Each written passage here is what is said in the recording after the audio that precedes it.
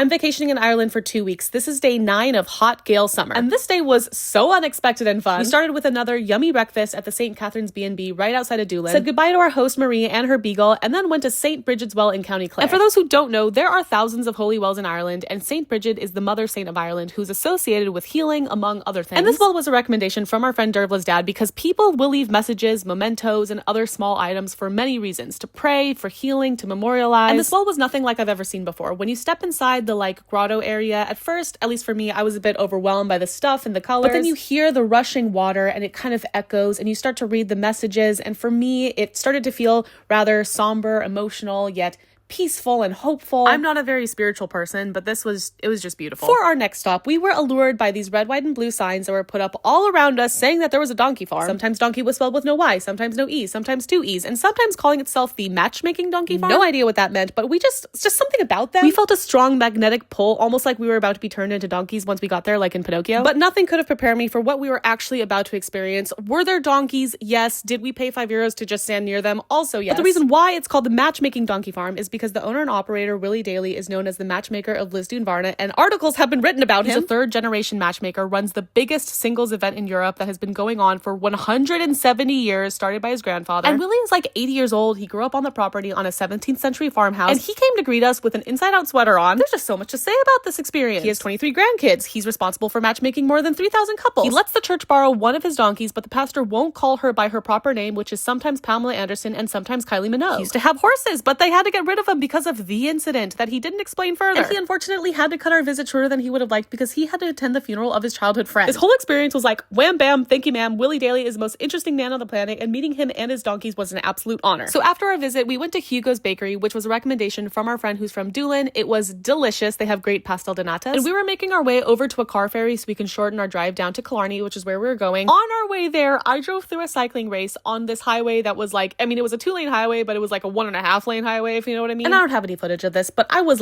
dodging cyclists left and right, swerving into traffic. Just, if you want to picture it, imagine the worst possible driving scenario you can think of, and that's what I dealt with. So we stopped at a milk vending machine because Nathan is a milk boy, and finally made it onto the ferry, which was a nice, well-deserved break from driving. Stopped in Tralee to go to a yarn store. Caitlin is a really talented fiber artist, so we made a lot of these stops looking for nice yarn for her to take home. God. And then we finally got to Killarney. Tried to get dinner at the Killarney Brewery because we were so hungry. They said that they were full. So we were like, darn, let's go back tomorrow. And then the next day they were permanently closed, acid liquidation, completely out of business. It was such a weird coincidence. But instead we went to this place that was right up the road called Tango Street Food. They do Argentinian meats, empanadas, and also pizza. After that, Caitlin and I got drinks at the hotel bar and we called it a night.